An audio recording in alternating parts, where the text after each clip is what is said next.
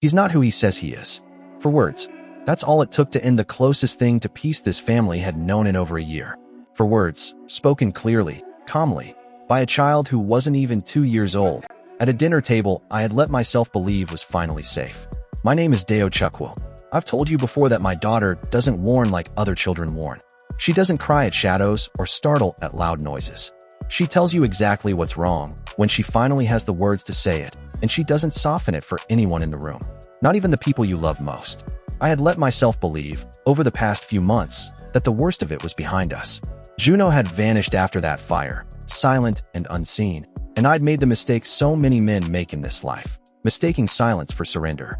Minjun was healing, slowly, laughing more, flinching less.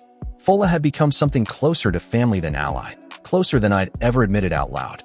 I had allowed myself, foolishly, to believe we'd earned a season of quiet. I should have known better by now. Quiet, in this family, is never actually quiet. It's just the sound a storm makes while it's still gathering. It happened on an ordinary Thursday evening. Fola had made dinner, the way she often did now, moving through my kitchen with an ease that had stopped feeling like something borrowed from someone else's house and started feeling like it belonged to her.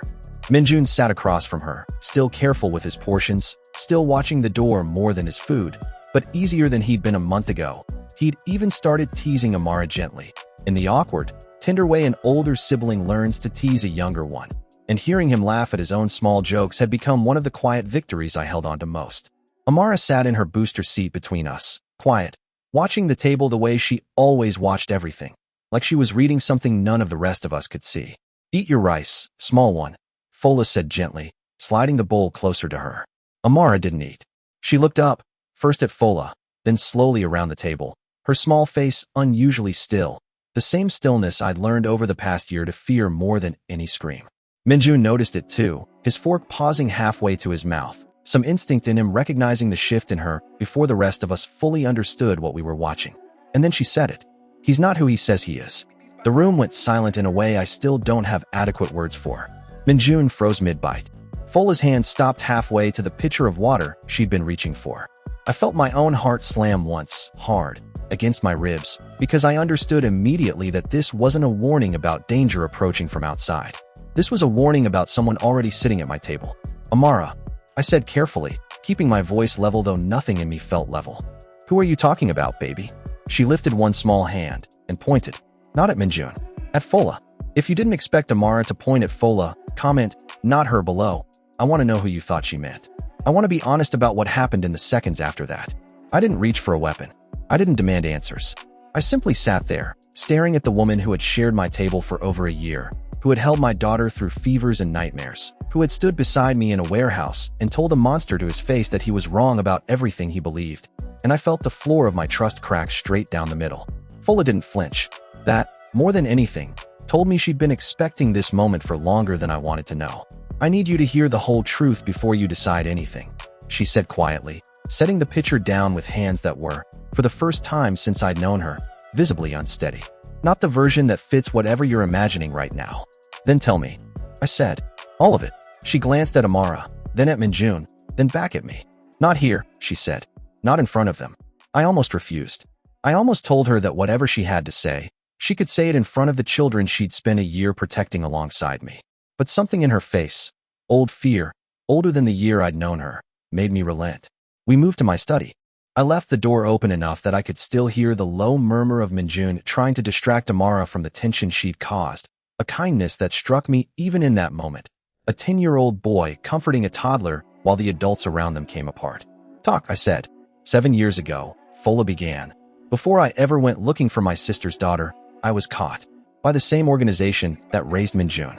The same people Sung-ho answers to, whether he wants to admit that hierarchy anymore or not. "Caught doing what?" "Trying to find records," she said. "About the crossing. About the bloodline. About what happened to my sister. I was young and reckless, and I got caught before I understood how dangerous that recklessness was." She paused, her hands twisting together in her lap, and for a moment I saw, underneath the composed woman I'd come to rely on, the frightened 23-year-old she must have been in that moment, caught somewhere she never should have gone looking. "They kept me for 11 days, she continued, quieter now. "Long enough to understand exactly what kind of people they were. Long enough to understand that survival, in their hands, was never free. And they let you go.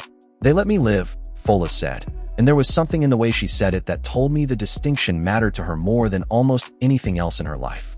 In exchange for a promise that if they ever needed information about the bloodline again, if it ever resurfaced, I would tell them what I knew instead of what I wished were true. I felt something cold settle into my chest. Is that why you were watching my gate that first night? Not out of love for a niece you'd lost. Out of an old debt you were finally being asked to collect.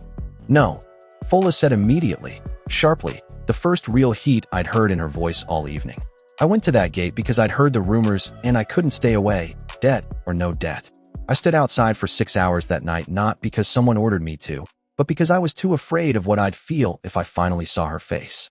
But you're asking the wrong question, Dale. The right question is whether I ever told them what I found once I got there. Did you? No, she said. Not once.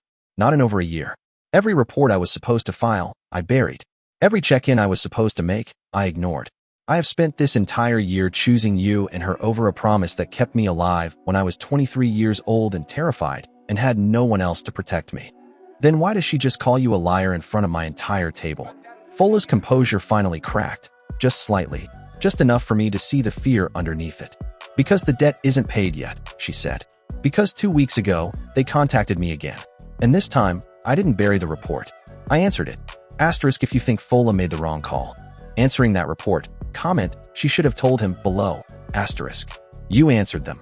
I repeated, feeling something in me go very quiet, the dangerous kind of quiet I recognized from every worst night of my life. After everything. After Sungho. After Juno. You answered them. I answered them because they threatened to expose everything if I didn't. Fola said, tears finally breaking through the composure she'd held onto since the dinner table. Not just my debt. Yours. Minjun's location. Amara's abilities. Every secret this house has been built around for the past year, laid out for anyone willing to pay for it. I answered them to buy us time, Deo, not to betray you. And what did you tell them? Nothing true, she said. I gave them enough to seem cooperative without giving them anything that could actually hurt us.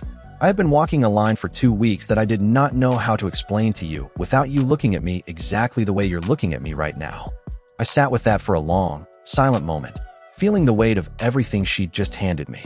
A year of trust, cracked open by 4 words from a child who couldn't lie even if she wanted to. She's never wrong, I finally said. You know that. I know that. Whatever you buried under good intentions, Amara found the shape of it anyway. I know, Fola said quietly. That's what terrifies me most. Not that you might not forgive me. That she already knew, before I even found the courage to tell you myself. We didn't resolve anything that night. I told her to keep her distance from Amara until I'd had time to sit with everything, and I watched something in her face break at the request, even though she nodded and agreed without argument. The next 2 days passed in a kind of careful silence I hadn't experienced in this house since Roche's betrayal. Everyone moving around each other with the particular caution of people who aren't sure yet whether the ground beneath them is stable. Minjun noticed it too. Is Fola in trouble? He asked me quietly on the second morning, watching her from across the garden, where she sat alone, unusually still. She made some choices a long time ago that she's still paying for, I said. I'm trying to figure out whether that's the same thing as being untrustworthy now. She helped save me, Minjun said simply. The night we found me. She didn't have to come. She chose to. Out of the mouths of children, sometimes, comes the exact clarity adults spend days failing to reach on their own. I found myself thinking about that conversation more than I expected to, in the hours before everything changed again. I didn't get the chance to decide what to do with that truth, because 2 days later, Juno took the decision out of my hands entirely. He took Minjun from the garden in broad daylight, in under 90 seconds, using methods that told me exactly how much of his training under Sungho's old network he'd absorbed and repurposed for himself. My men found the 2 guards posted there unconscious, not dead, which struck me at the time as strange, until I understood, later, that Juno hadn't wanted casualties. He wanted control, and dead guards don't send a message the way a note does. The note was simple, asterisk bring the girl to me, or I finish what I started training the boy to become. You have until midnight, asterisk. He's not asking for a trade, Fola said, reading it over my shoulder, her voice tight with a fear I hadn't seen from her since the raid. He's asking you to choose which child you're willing to lose. I'm not choosing anything, I said. I'm getting them both back. I called Sungho myself that night, which surprised even me, given everything that had passed between us. I didn't call him as an ally. I called him because he was the only person alive who understood exactly what Juno had learned to do with a child's conditioning and exactly how to undo it. You're asking for my help, he said, when he finally answered, and there was something almost like disbelief in his voice. I'm asking because Juno crossed a line even you built rules around, I said. You spent 30 years trying to control this bloodline. You never once tried to weaponize a child directly against the people who loved him. Juno just did exactly that. Tell me I'm wrong. There was a long silence on the line. You're not wrong, Sung-ho finally said. I disagreed with everything you built around that boy and that girl Dale, but I never intended for either of them to become a blade pointed at their own family. That was never the plan I spent 30 years protecting. Then help me stop him. Another silence, longer this time. I'll help you, Sung-ho said. Not because I've become the man you want me to be. Because Juno is about to prove every fear I ever had about this bloodline right, in the worst possible way, and I would rather stop him than watch it happen. If you think Sung-ho showing up to help is a redemption arc, or just self-interest wearing a kinder face, comment your take below. We found Juno's location by midnight, an abandoned processing facility on the industrial edge of the city, the kind of place chosen specifically because it offered no easy approach and no easy retreat. Sung-ho arrived separately, alone, the same way he'd arrived at every confrontation in this story, and for the first time, I found myself grateful rather than wary to see him standing beside my men instead of against them. He'll have Minjun in the central bay, Sung-ho said, studying the building's old blueprints spread across the hood of my car. It's the only room with reinforced walls. If he's trying to break the boy's conditioning back into something usable, he'll need somewhere Minjun can't simply run from. Break it back into what? I said. Into what he was raised to be before you found him, Sung-ho said grimly. A weapon that follows orders instead of a child who trusts the people around him. Juno isn't improvising Deo. He learned this from watching my organization operate for years. He knows exactly how long it takes to break a mind like Minjun's back down, and exactly how little time we actually have before it works. I studied the blueprints, feeling the same cold calculations settle over me that always arrived before a fight I couldn't afford to lose. How long? I asked. Before it works completely. Days, Sung-ho said. Maybe less, if he's as motivated as I think he is.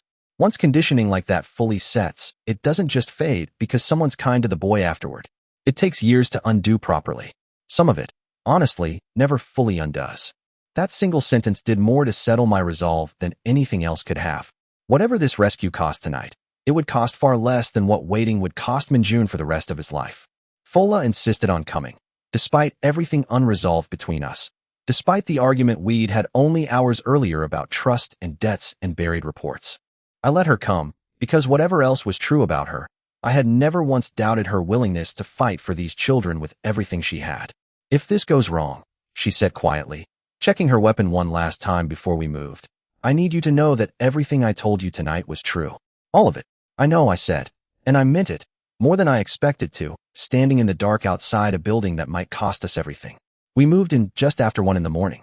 The central bay was lit by a single bank of industrial lights, harsh and white, and in the middle of it, Minjun knelt on the concrete floor, hands bound, a look on his face that I recognized immediately, and it broke something in me all over again. The same blank, controlled fear he'd worn the very first day we found him in that boarding academy compound, the fear of a child who has learned that resistance only makes things worse.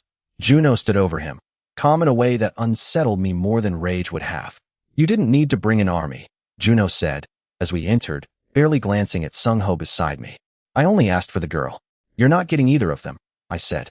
I already have one, Juno said, gesturing at Minjun without looking at him, the way you gesture at an object rather than a person. I'm 3 days into reconditioning him back to what he was trained to be before you decided love was a substitute for structure. Another week, and he'll do exactly what I tell him to do, no matter who's standing in front of him. Even you. Even the girl he apparently trusts so much now. You're describing torture, I said, and calling it structure. I'm describing survival, Juno said, and for the first time, real anger cracked through his composure. You think love protects children like them? Love got 2 of your allies killed. Love nearly got Minjun's location leaked to 3 different factions the moment word spread you were harboring him. Structure is what kept this bloodline contained for 30 years before you decided sentiment was a better strategy. You were the one who taught me that lesson, I said quietly. 6 months ago, standing in a room telling me I'd let a child become the center of everything I do. I remember every word. I just never expected you to become the exact thing you warned me about. I became, Juno said, the only version of myself that was willing to actually finish what needed finishing. You made a family out of danger, Deo. I decided someone needed to make a weapon out of it instead, before the danger finished all of us first. Structure, Sung-ho said quietly, stepping forward for the first time, is what I built, Juno. And even I never asked it to turn a child's own mind into a weapon against the people raising him. You've taken everything I built and twisted it into something even I don't recognize. Juno actually laughed, sharp and humorless. You're lecturing me about lines, old man? You spent 30 years deciding which children got to live and which ones got left in the ring. Don't stand there and pretend morality is something you have any right to invoke. Maybe I don't have the right, Sung-ho said, but I have the experience.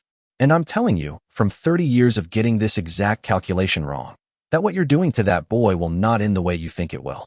That was the moment Amara, who I had left in the car under heavy guard, who should have had no possible way of knowing what was happening inside that building, started screaming.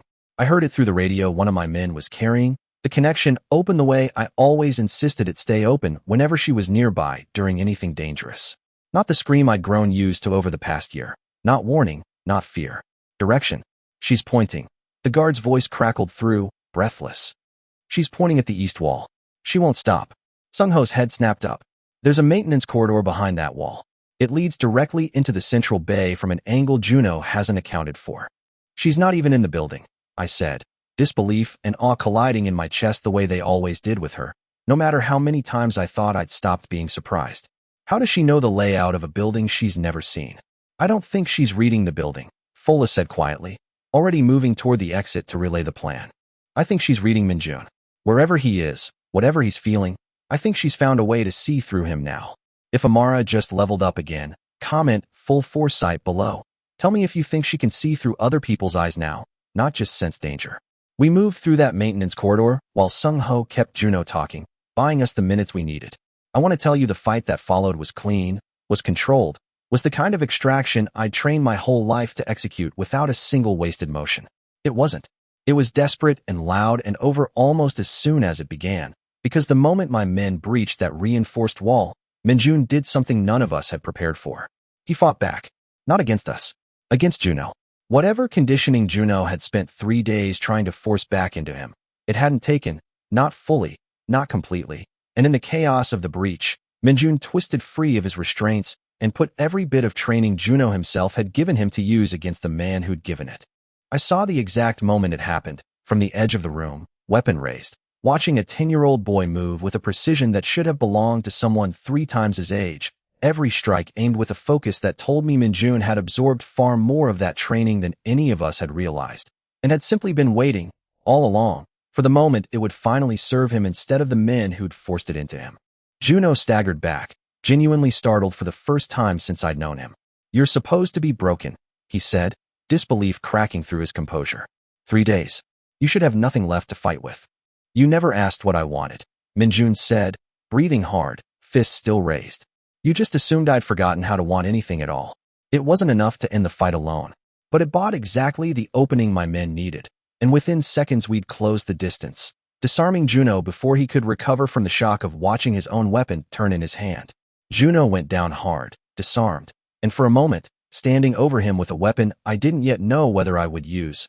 I felt every version of mercy and rage this story had ever asked me to choose between collide at once. Finish it, Juno said, staring up at me, breathing hard, something unreadable in his eyes. You know what I'll do if you let me live. You know I won't stop. I know, I said. Then why are you hesitating? He pressed. And there was something almost desperate in the question now, like some part of him needed to understand why mercy kept finding its way into rooms he'd built specifically to exclude it. You've killed men for less than what I've done to that boy. I have, I admitted.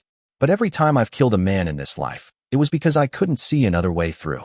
I can see another way through you, Juno. Whether you deserve it or not isn't really the question I'm asking myself right now. Then what is? Whether I still want to be the kind of man who only sees one way through, I said. I decided a long time ago, standing in a warehouse very much like this one, that I didn't. I'm not going back on that decision tonight, no matter how much you've earned it. I didn't finish it. I have never been able to fully explain, even to myself, why mercy keeps winning that argument every single time it's tested in me. Maybe because Sung-ho was standing beside me, a living example of a man who'd spent 30 years being wrong about the exact same choice, and I didn't want to become him. Maybe because Minjun was watching, and some part of me understood that whatever I did in that moment would become the lesson he carried forward about what kind of man his rescue actually meant. We took Juno into custody instead. Not killed, not freed, contained, the way Sung-ho once contained an entire bloodline. Except this time with the explicit understanding between all of us that containment without cruelty was the only version of it I intended to allow. Sung-ho watched the whole exchange in silence, and as my men led Juno away, he finally spoke, quiet enough that only I could hear it. That's the version of this I never learned how to choose, he said. 30 years, and I never once figured out how to hold both the threat and the mercy in the same hand the way you just did. It's not a skill, I told him. It's just a decision you make again every single time, whether it's easy or not. Some nights it's harder than others. Tonight was one of the harder ones.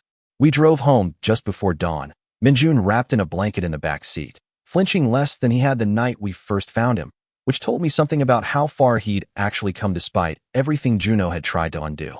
He'd said almost nothing since the extraction, and I found myself watching him in the rearview mirror more than the road, worried about what damage might still be settling in quietly, the kind that doesn't show itself until much later.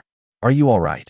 I finally asked him, when we stopped at a red light long enough for the question to feel less intrusive. Minjun considered it for a long moment. I fought him, he said quietly. Juno. I fought back and it worked. I didn't know I could do that. I didn't know any of what he tried to put back in me would just come loose again, the moment it actually mattered.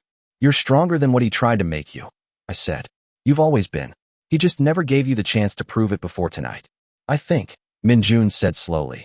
Some part of me knew Amara would find me. I kept thinking about her, the whole time he had me. I don't know why that helped, but it did. Fola sat beside me in the front, silent through most of the drive, her earlier confession still hanging unresolved between us. I meant what I said, she finally offered, as the city lights began to blur past the windows. Every report I buried, every truth I protected.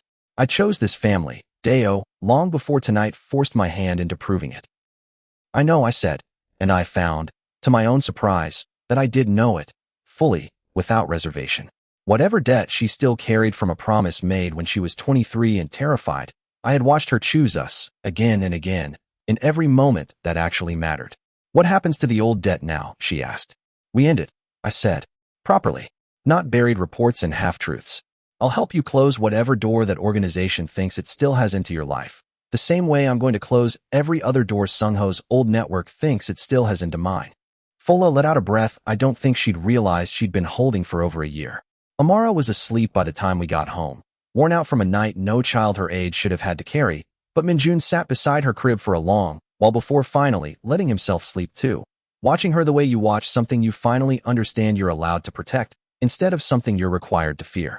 I stood in the doorway, watching both of them, feeling the particular exhaustion that comes after a night like that one, not just physical, but the kind that settles into you when you've spent hours deciding, over and over, which version of yourself you were going to be when it mattered most.